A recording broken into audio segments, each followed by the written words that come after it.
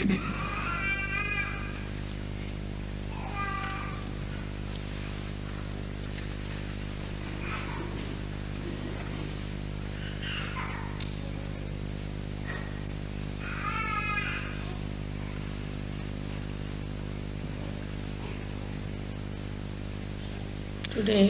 in this beautiful place created by the Queen of Austria,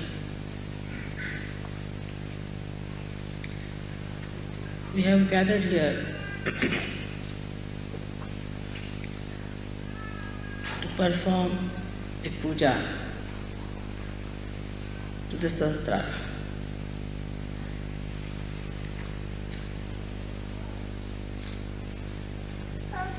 When we enter into the realm of Saharara, then only we have right to do the Saharara. Before this, nobody talked about Saharara. Nobody did any puja to Saharara. This is your privilege that you are in the realm of Saharara and that you can do this puja. Perform it. It's your right. You are chosen for this. It's a very privileged place for you to enter into the Saharara of the Virat, to reside in the brain as cells of that Saharara.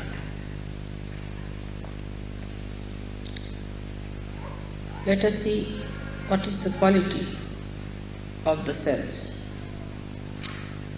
of Saharara.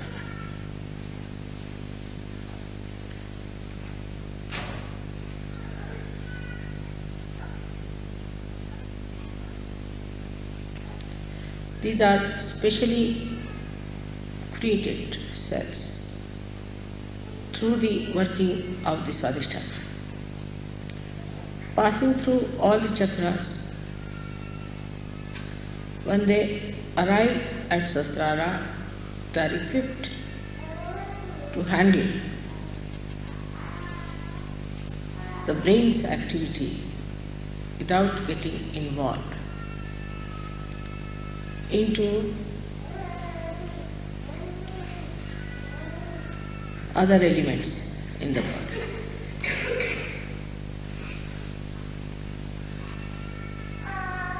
In the same way, the Sahajogis are not to be involved with the other cells, human beings of the body of this universe.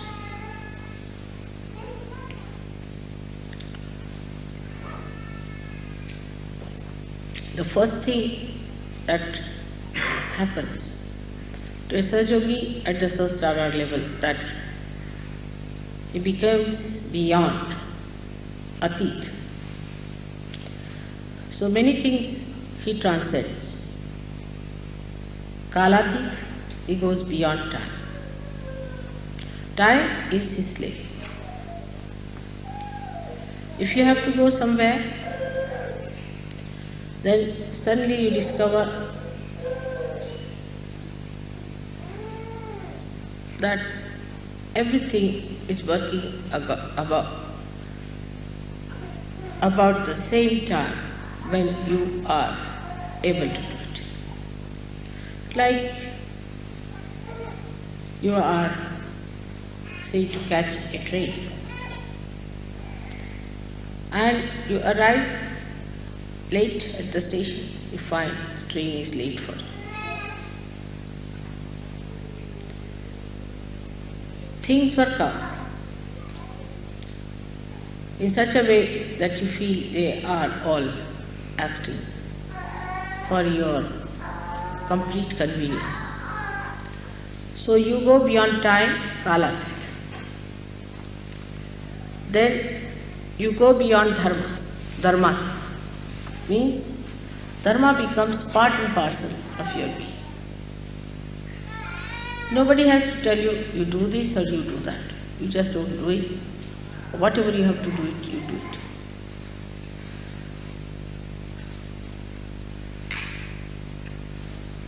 When you go beyond all these dharmas, that are the human dharmas, human dharma is that his attention gets attracted either with lust, greed, at something, and then he cannot pull out his attention. But now the attention becomes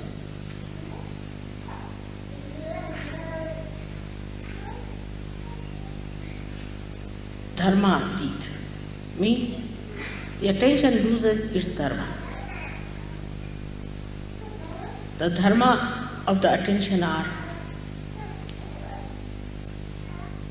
such that we have to put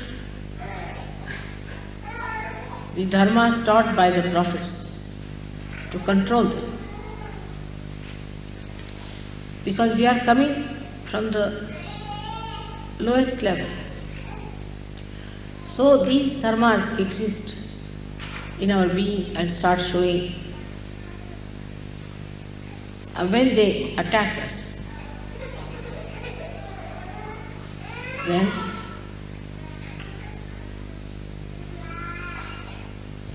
we have to have some measures to control it.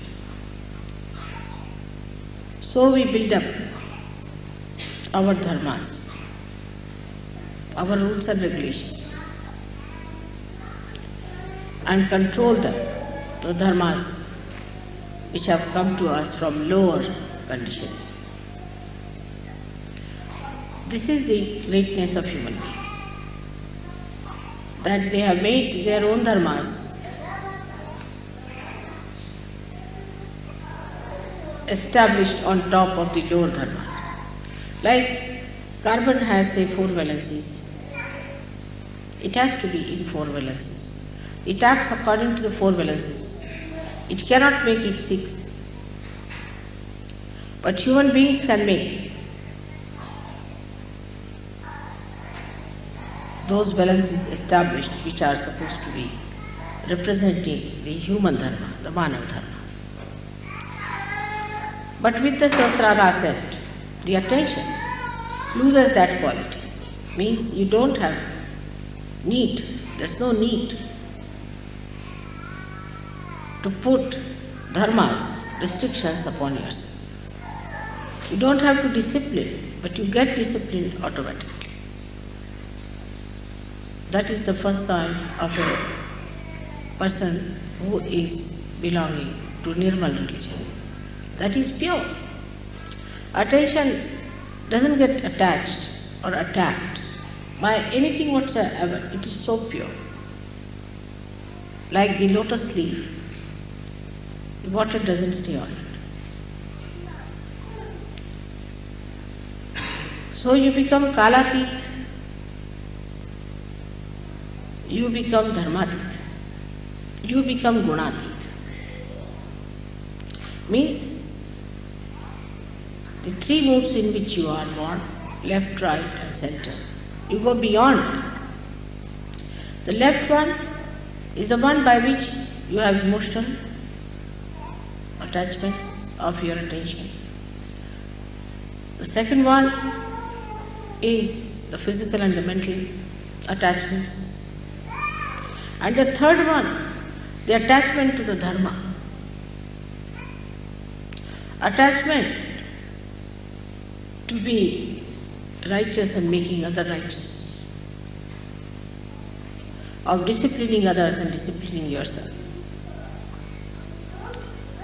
which is the sattvika, where a person tries to control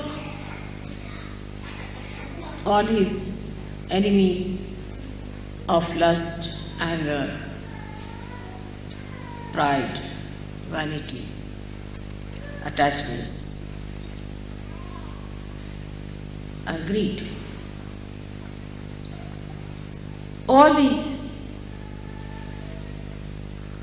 restrictions on the attention get lost, and you become a free person of complete wisdom. your attention itself becomes dharmic.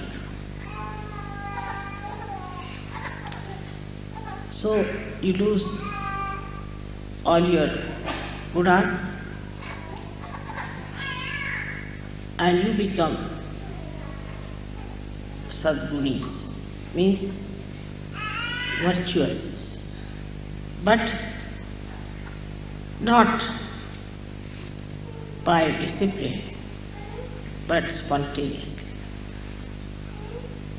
You become righteous spontaneously. Sometimes such people puzzle you, like Christ took a hunter in his hand and beat people who were selling things in the presence of God, in the sense in front of the temples. According to laws, we should not have temple. But this temple is a temple of a Gunati. And such a temple is a spontaneous happening, which is not to be analyzed, has to happen. The temper of the Devi on the Rakshasas, the killing of the Rakshasas,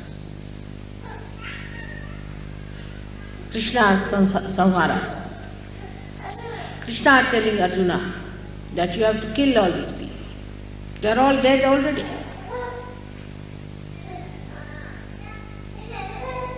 They all get explained because you go beyond. So it's the ati, beyond, conditions arise. Only the one who can control is beyond. The one who is innate cannot control. If you have to pull out the ship, you have to be on the shore. The one who has gone beyond can only do that. So you go beyond, that is ati.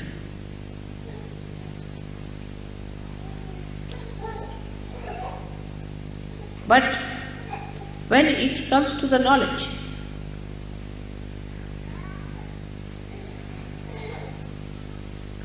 about such a person, you cannot think,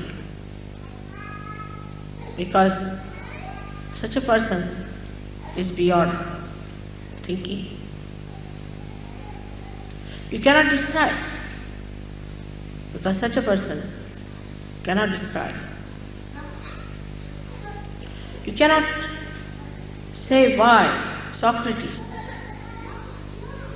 agreed to take the poison. Why Christ agreed to get crucified. That's beyond human comprehension. That's how you behave beyond human comprehension, and you are not to take certificates from human beings. Your certificates come from God Almighty and not from these human beings who are at a lower level. It would be like a dog writing about human beings.